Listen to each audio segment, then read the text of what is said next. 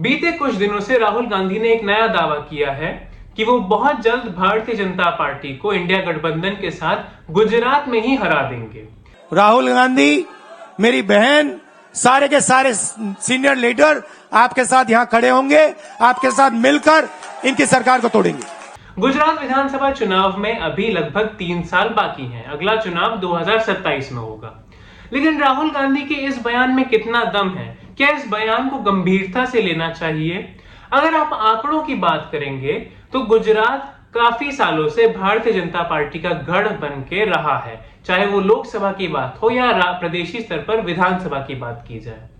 लेकिन अगर 2024 के चुनाव के नतीजों से हमें कोई चीज समझ में आई है तो वो ये है कि हमें आंकड़ों पर हमेशा नहीं जाना चाहिए, क्योंकि जब इतने सारे लोग वोट डालने जाते हैं तो सिर्फ आंकड़ों के आधार पर आप चुनावी नतीजा नहीं प्रेडिक्ट कर सकते हैं। I believe that the BJP as of today is poised to get its highest ever tally in a Lok Sabha election.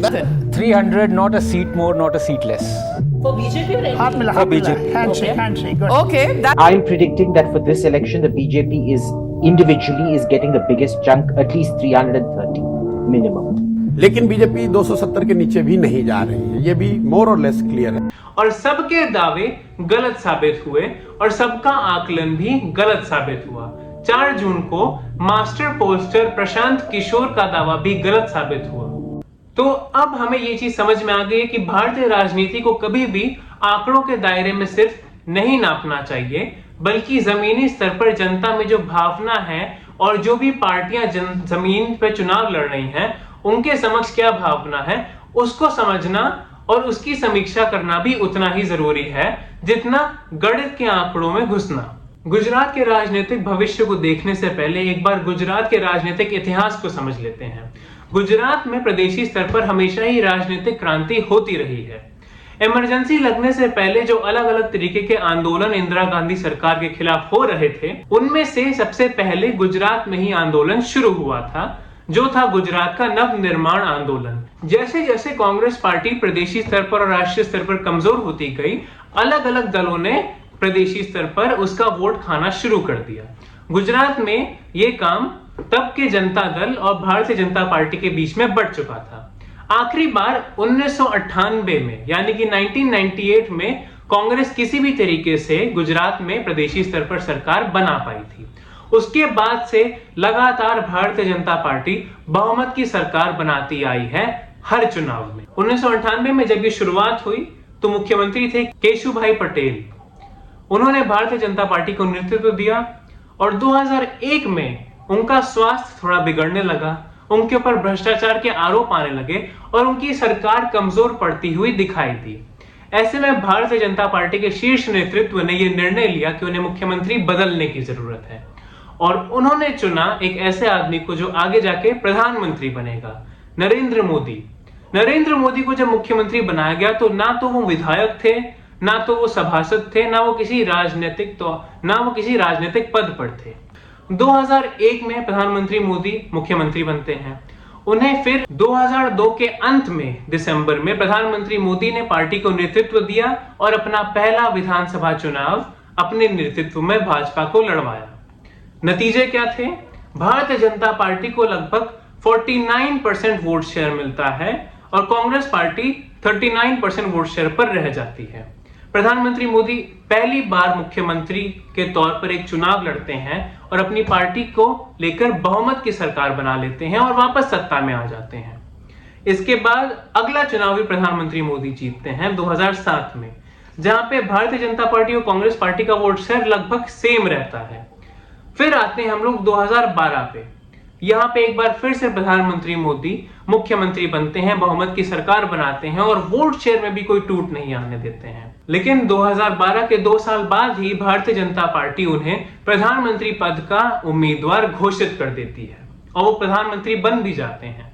जाहिर सी बात है, इसकी वजह से उन्हें केंद्र सरकार में जाना होता है और प्रदेशी स्तर पर अपनी सरकार में से इस्तीफा देना होता है। 2017 के गुजरात विधानसभा चुनावों में नतीजे कुछ अलग आते हैं। कांग्रेस पार्टी का वोट शेयर बढ़ के 41% हो जाता है और गुजरात विधानसभा में जहां पे 92 विधायक चाहिए होते हैं सरकार बनाने के लिए, वहां पे भारतीय जनता पार्टी को सिर्फ 99 सीटें मिलती हैं और कांग्रेस पार्टी चढ़कर 77 सीटों पर आ जाती है। लेकिन यह परिणाम पूरी तरीके से पलट जाता है 2022 में, जब भारतीय जनता पार्टी को ऐतिहासिक जीत मिलती है और उन्हें इतनी बड़ी जीत मिलती है जितनी बड़ी जीत गुजरात विधानसभा में किसी दल को नहीं मिली है अभी तक, जो कि है 156 सीट्स भारतीय जनता पार्टी जीत जाती है। कांग्रेस पार्टी 77 से गिरकर 17 पर आ जाती है और आम आदमी पार्टी 5 सीटों पर चुनाव जीत पाती है। 2022 के विधानसभा चुनावों में कांग्रेस को सबसे बड़ी चोट आम आदमी पार्टी की वजह से पहुंचती है, क्योंकि अरविंद केजरीवाल गुजरात में घुस चुके होते हैं और काफी हद तक वो विपक्षी वोट भारतीय जनता पार्टी के खिलाफ बांट देते हैं, जिससे भारतीय जनता पार्टी को फायदा हो जाता है। जहां तक गुजरात में आने वाली लोकसभा सीटों की बात है, आखिरी बार कांग्रेस पार्टी ने गुजरात में अच्छा प्रदर्शन 2009 में किया था, जब वो 26 में से 11 सीटें जीत कर आई थी और तब भी भारतीय जनता पार्टी 15 सीटें जीती थी। 2009 के बाद से प्रधानमंत्री मोदी की पारी जब से शुरू हुई है, भारतीय जनता पार्टी गुजरात में क्लीन स्वीप करती आई है, चाहे वो 2014 हो, 2019 हो या 2024 हो। इस बार कांग्रेस 1 सीट जीती है, लेकिन उसके अलावा बीते 2 चुनावों में लगातार भारतीय जनता पार्टी ने गुजरात की सारी लोकसभा सीटों पर जीत हासिल की है। ये थी गुजरात के आंकड़ों की बात। अब बात करते हैं राहुल गांधी के बयान की। राहुल गांधी अब गुजरात पहुंच भी चुके हैं और वहां पे अपने कार्यकर्ताओं को संबोधित करना शुरू कर चुके हैं कि आप लोग एक आखिरी बार लड़ जाइए और हम लोग बिल्कुल जीत जाएंगे, हम लोग जो फिनिश लाइन है उसको भी पीछे छोड़ देंगे। और राहुल का यह बयान इस दूसरे बयान से रिलेटेड है, जब उन्होंने कहा था कि अयोध्या में इंडिया गठबंधन ने भारतीय जनता पार्टी को हरा दिया है और इसीलिए अब हम आपको गुजरात में भी हराने वाले हैं। 3 बार नरेंद्र मोदी ने टेस्ट किया, 2 बार क्या मैं अयोध्या से लड़ जाऊं, और सर्वेयर्स ने कहा अयोध्या में मत लड़ जाना, अयोध्या में मत लड़ जाना, अयोध्या की जनता हरा देगी। और इसीलिए प्रधानमंत्री वाराणसी गए और वहां बच के निकले।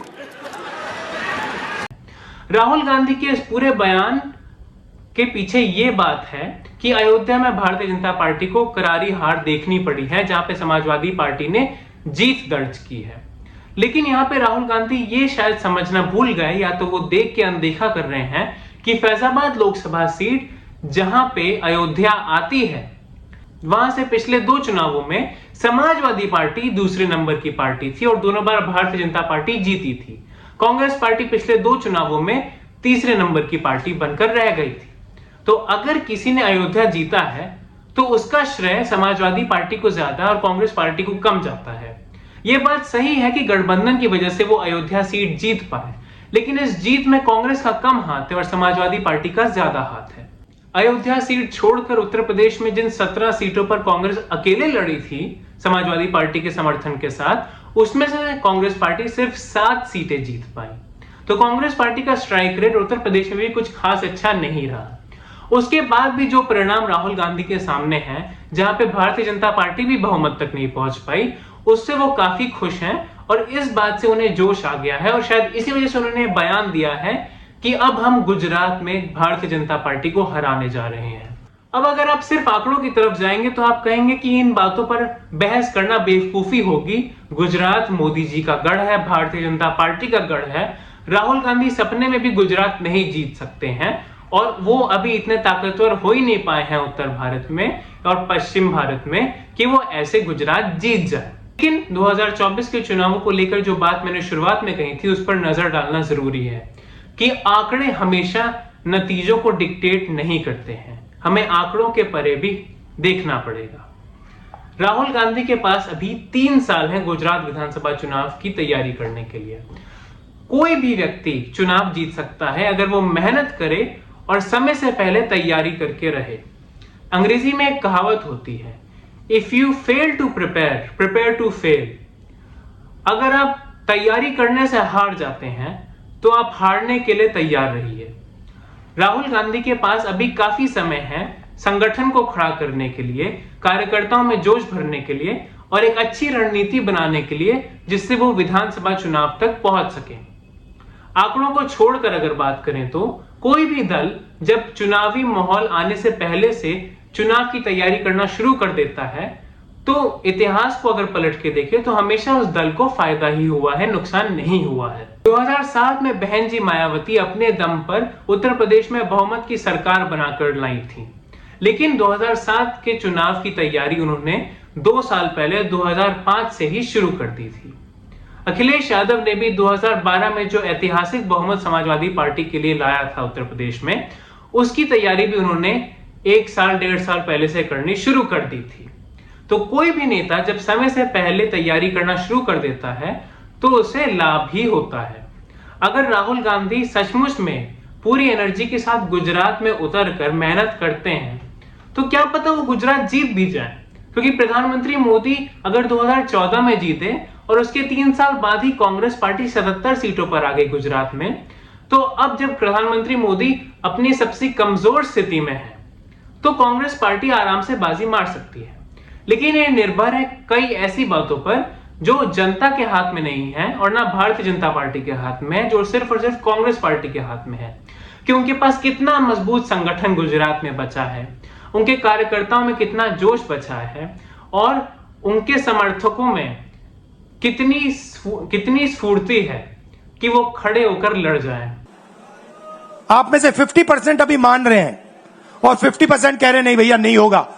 जो 50% मान रहे हैं, मैं आपसे बात कर रहा हूं, जो 50% मान रहे हैं मैं आपसे बात कर रहा हूं, आप लड़ जाओ और ये बाकी 50% बैठे हैं उनकी माइंड बदल दो, नैया पार हो जाएगी, सरकार बन जाएगी। तो राहुल गांधी की राजनीति को अब नकारा नहीं जा सकता है, ये नहीं कहा जा सकता है कि वो एक फेल्ड पॉलिटिशियन है, क्योंकि राहुल गांधी का स्ट्राइक रेट इस बार अच्छा रहा है। उसके कारण जो कुछ भी रहे हो, राहुल गांधी की बातों को अब नकारना बेवकूफी होगी। लेकिन अगर राहुल गांधी डटकर मेहनत कर लेते हैं तो शायद वो विधानसभा में एक अच्छी लड़ाई भारतीय जनता पार्टी को दे सकते हैं।